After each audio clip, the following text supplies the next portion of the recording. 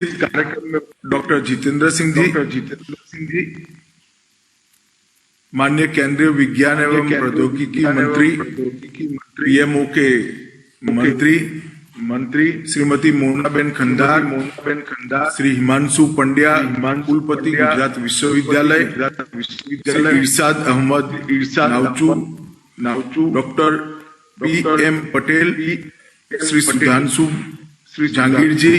जहांगीर जी, doctor मंजूर अहमद मीर कश्मीर विश्वविद्यालय से, और आज मेरे सामने उपस्थित सभी छात्र भाइयों बहनों का मैं मेरे ही शहर अहमदाबाद में हृदय से आप सभी का बहुत बहुत भाव से स्वागत करता हूँ।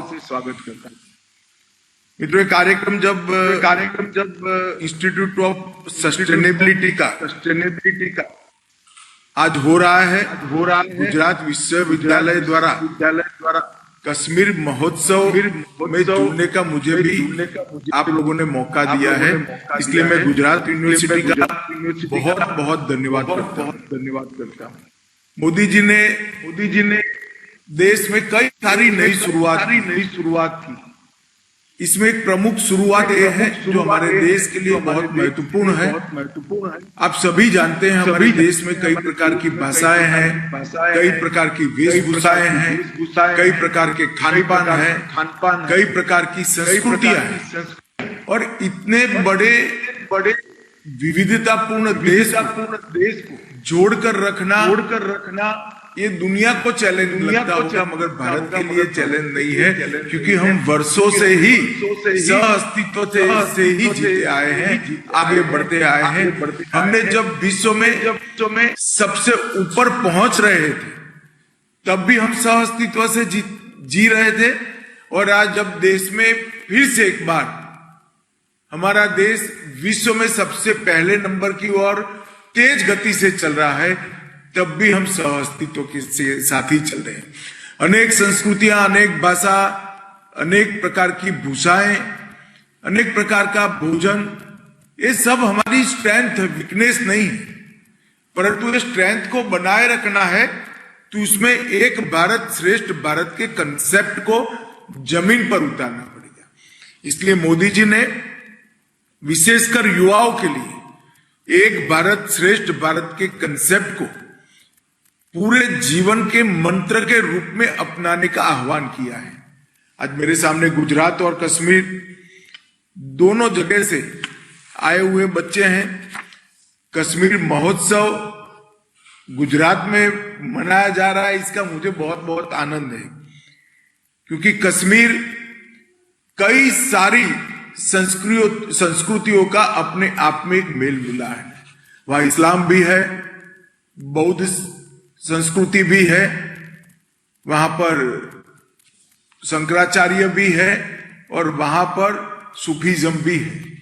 ढेर सारी संस्कृतियों को मिलाकर कश्मीर बना है, और कश्मीर एक प्रकार से पूरे देश के लिए भारत माता की कल्पना को करे तो कश्मीर भारत माता का मुकुटमणि है। और कश्मीर में आज जो परिवर्तन आ रहा है वो परिवर्तन न केवल कश्मीर के बच्चों के लिए, देश भर के युवाओं के लिए बहुत महत्वपूर्ण है।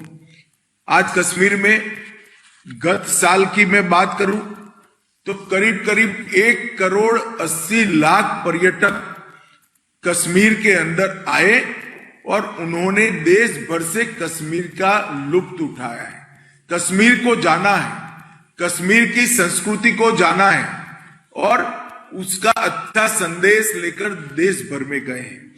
एक जमाना था जब कश्मीर के अंदर बम धमाके, हड़तालें, पत्थरबाजी हुआ करती थी। आज वही कश्मीर के युवा के हाथ में लैपटॉप भी है, पुस्तकें भी हैं, नई सोच भी है, और स्टार्टअप की रेस में जुड़कर विश्व के युवा को चुनौती देने का मादा भी है। ये परिवर्तन मोदी जी ने 9 साल में जो लाया है, इससे समग्र देश आज प्रसन्न है। मित्रों, यहां पर अहमदाबाद के छात्रों के साथ कश्मीर के छात्रों का, फैकल्टी का आदान प्रदान, वैचारिक आदान प्रदान भी हुआ है। इसके साथ गुजरात यूनिवर्सिटी ने कश्मीर विश्वविद्यालय के प्रतिनिधियों के साथ स्किल डेवलपमेंट और स्पेस एप्लीकेशन सेंटर का भी आप लोगों ने यात्रा किया है, इसरो का भी यात्रा किया है, गांधी आश्रम, रिवर फ्रंट, अदालत की स्टेपवेल, ऐसी ढेर सारी चीजें देखी। मुझे बताया गया है कि आपने हमारे कोऑपरेटिव यूनिटों को भी समझने का प्रयास किया है। मैं आज ये बहुत गर्व के साथ कहता हूं क्योंकि मैं भी कोऑपरेटिव आंदोलन से जुड़ा हुआ कार्यकर्ता हूं। समग्र देश में गुजरात उन गिने चुने राज्यों में से एक है जहां पर कोऑपरेटिव मूवमेंट सबसे अच्छा चल रहा है। अकेले अमूल की बात कश्मीर के बच्चों को तो जरूर कहना चाहूंगा। अमूल अकेला ही 28 लाख से ज्यादा महिलाओं के परिश्रम से चलता है और उसका सालाना टर्नओवर 60,000 करोड़ रुपया है। 60,000 करोड़ रुपया का टर्नओवर अकेली महिलाएं करती हैं। ये बहुत बड़ा अपने आप में एक सक्सेस स्टोरी है। मुझे विश्वास है आप गुजरात आए हैं तो दांडी का भी दौरा करेंगे और कर आए होंगे और ढेर सारे स्थानों से एक अच्छी स्मृति लेकर जाएंगे।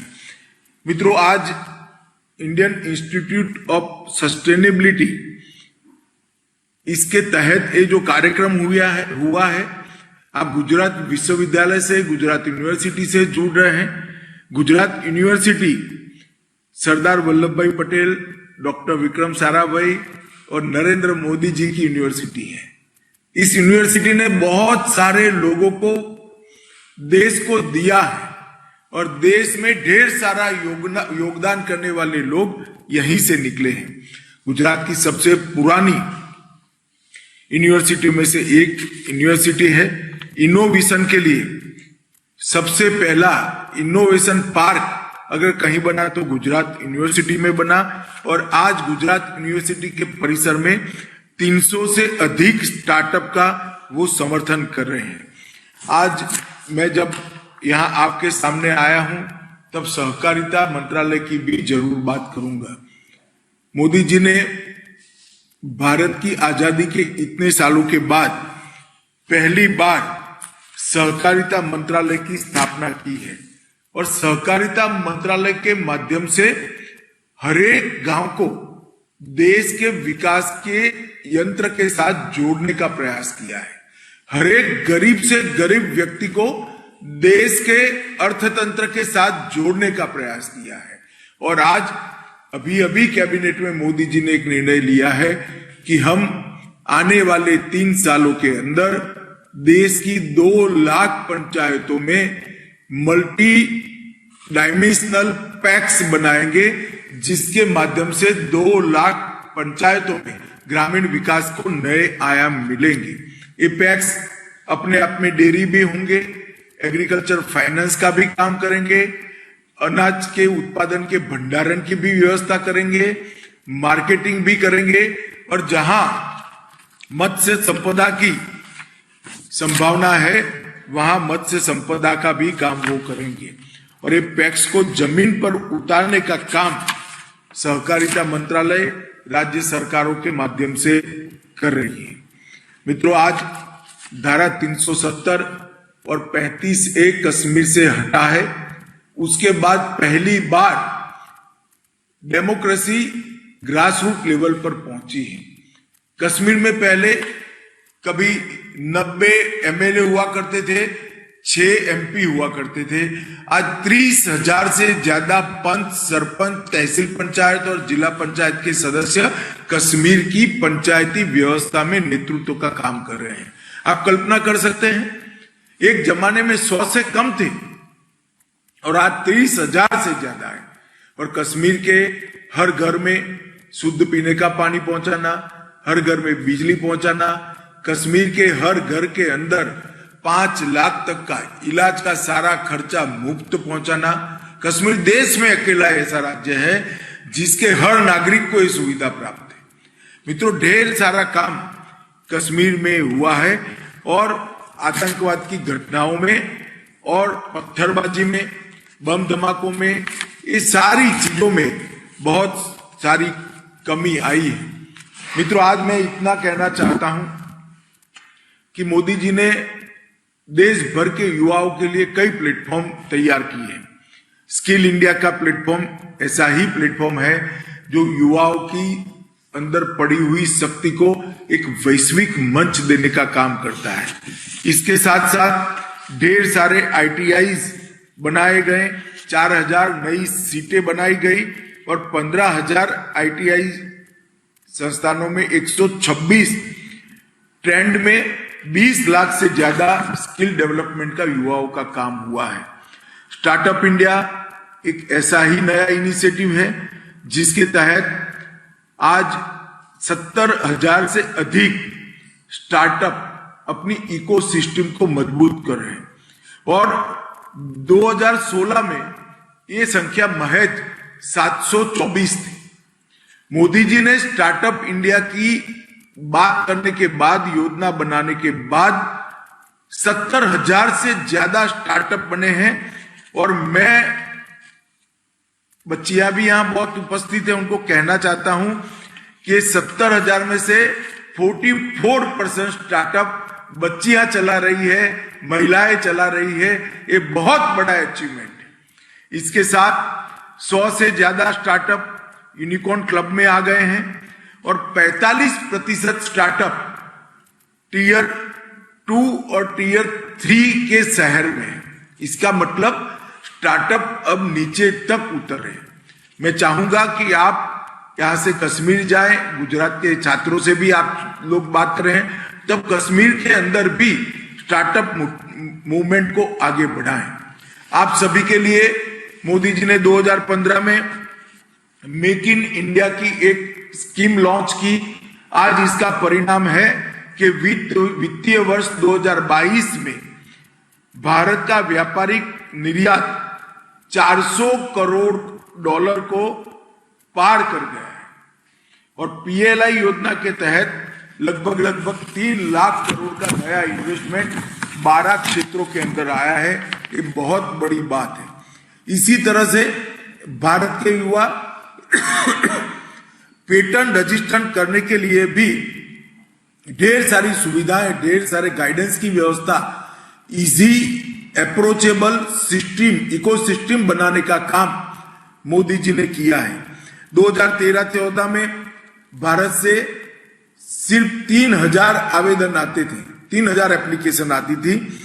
आज भारत से 24,000 एप्लीकेशन सालाना आती है। ये बताता है कि हमारी पेटेंट रजिस्ट्रेशन में हम कितने आगे बढ़े हैं। इसके साथ प्रधानमंत्री मुद्रा योजना, digital India mission, fit India mission, खेलो इंडिया, ढेर सारी योजनाओं को प्रधानमंत्री जी युवाओं के लिए लेकर आए हैं। मैं आपको इतना ही कहना चाहता हूं कि आप सभी आज गुजरात से वापिस जाए और गुजरात के बच्चे भी जो आपके साथ इंटरेक्शन कर रहे हैं, वो सभी ने इस सारी योजनाओं का अभ्यास कर इसमें योगदान कर आपका भी प्रगति का राह आप सुनिश्चित करिए और साथ में साथ देश की प्रगति के लिए भी आप साधन बनिए। ऐसा मेरा आप सबसे अपील है। ये हमारा आजादी का अमृत महोत्सव का वर्ष है। मोदी जी ने आजादी के अमृत महोत्सव के वर्ष से लेकर आजादी की शताब्दी तक, इसका मतलब 2023 से लेकर 2047 तक, ये 25 साल को भारत के अमृत काल के रूप में वर्णित किया है। सबने एक संकल्प लेना है कि जब देश आजादी की शताब्दी मनाता होगा, उस वक्त पूरे विश्व में हर एक क्षेत्र के अंदर भारत दुनिया में सर्वप्रथम होगा। ऐसे भारत की रचना हम लोगों ने करनी है और ये युवाओं के भरोसे ही हो सकता है। जब आप लोग इस सारी योजनाओं को से जुड़ेंगे, जब आप लोग, आपके अंदर जो ऊर्जा, आपके अंदर जो इंटेलेक्चुअल कैपेसिटी और आपके अंदर जो जोश पड़ा है, इसको योजनाओं के साँचे में डालेंगे तो भारत को दुनिया में सबसे पहले नंबर पर लाते हुए कोई नहीं रोक सकता, इसका मुझे भरोसा है। मैं आज गुजरात विश्वविद्यालय के कुलपति प्रोफेसर हिमांशु भाई और डॉक्टर मंजूर अहमद मीर जो कोऑर्डिनेटर है, और श्री सुधांशु जांगीड निर्देशक IIS, ये तीनों का मुझे बुलाने के लिए और आपसे बातचीत करने के लिए बहुत बहुत धन्यवाद करता हूं। एक दृष्टि से आप सभी मेरी कॉन्स्टिट्यूएंसी में बैठे हैं, जहां से मुझे जनता चुनकर देश की संसद में भेजती है, वहां पर आप बैठे हैं, तो इसीलिए भी मैं आप सभी का स्वागत कर शुभकामनाएं देकर मेरी बात को समाप्त करता हूं। वंदे मातरम।